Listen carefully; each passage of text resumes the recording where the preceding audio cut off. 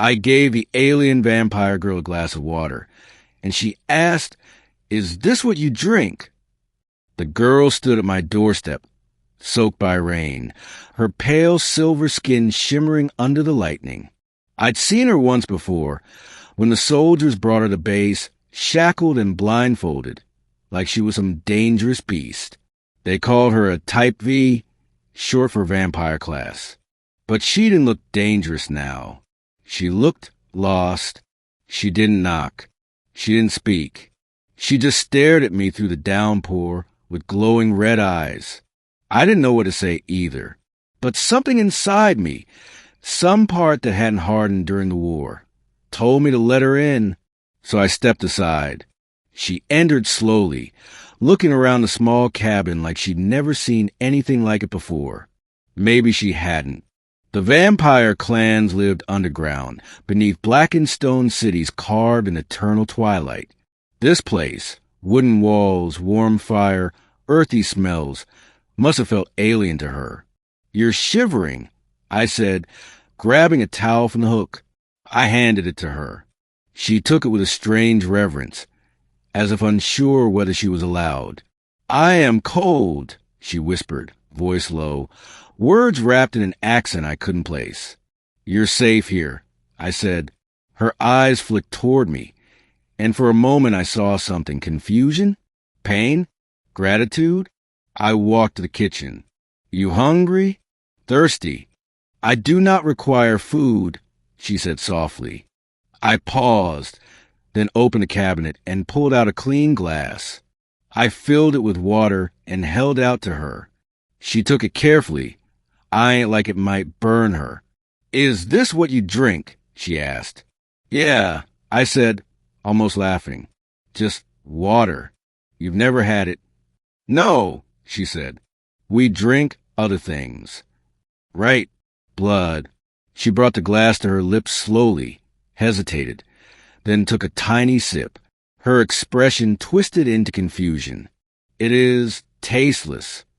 Good for you, though," I said. "You don't need to drink anything else while you're here." She looked at me again, puzzled. "You do not fear me." Said I am Type V, born to feed on life. Your people fear my kind." I shrugged. "I've seen worse. The only thing I fear now is running out of firewood before morning." She blinked. Then, unexpectedly, she smiled. It was a small, odd smile, more like a crack in a masculine joy. But it was the first sign of humanity, or whatever passed for in her kind, that I'd seen. "What's your name?" I asked. "My designation is Virelle." "I'm Jack." "Jack," she repeated. "A soft name. Better than Type V, don't you think?" She nodded slowly. That night, she slept curled on the couch, eyes closed but never fully relaxed. I pretended not to notice how her ears twitched with every sound, or how her hand rested inches on the fire poker, as if expecting betrayal at any moment. But I didn't betray her. I just let her be. For 3 days she stayed, barely spoke, didn't eat, drank a bit of water each time I offered, though always with that same puzzled look. The only moment she looked at peace was when she stood outside in the moonlight, eyes closed, whispering words I didn't understand. On the 4th morning, I found her staring at the family photo I kept on the shelf. My wife and son, lost in the first orbital strike. She touched the glass frame with gentle fingers. "They were your kin," she said. "Yeah. I am sorry." I didn't reply. What could I say?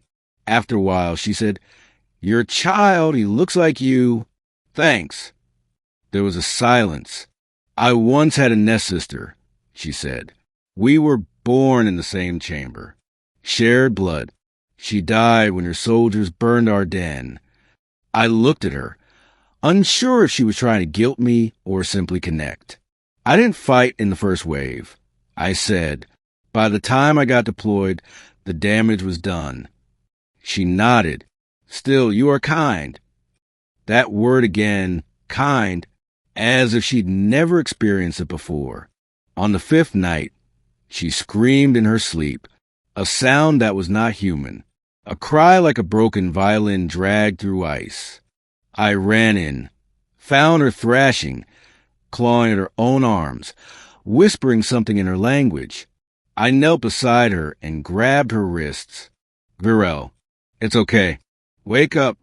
Her eyes shot open, red and wild, and for a heartbeat I thought she would tear out my throat. But then she saw me, and the fury in her face cracked like glass. I was back there, she gasped. In the pit. They left us in the dark. We fed on each other. My stomach twisted. I can't go back, she whispered. You won't. I don't want to drink blood anymore, she said. But I don't know how to stop. It's in me. You're stronger than you think. She looked away. No, I'm just alone. You're not. I don't know why I said it. Maybe I believed it. Maybe I wanted to believe it for myself. She reached out and touched my arm. Her skin was cold, but not empty. On the seventh day, a patrol came. They weren't here for me. They were sweeping the woods, checking for alien stragglers. One of the soldiers was a friend from my old unit, Carter. He noticed the second cup on the table. You got company? He asked. No, I lied. Just keeping the place clean. He smiled. Still a neat freak, huh? Something like that. They left after an hour. I didn't breathe until they were gone. That night, Virelle said, You risked much. You deserve a chance. I do not understand you. I don't either. She stepped closer. You know I still hunger. I know. What if I lose control? I'll stop you. You can't. I'll try anyway.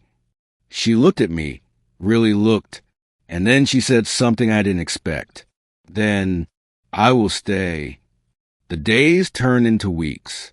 I taught her how to chop wood, boil eggs, mend clothes. She was fascinated by it all. Each small human task became an act of discovery for her. Like a child, but never naive, always thoughtful, careful. She learned to drink warm broth, said it felt like a memory of feeding. She laughed once when she slipped in the snow. A real laugh, like music from a distant world.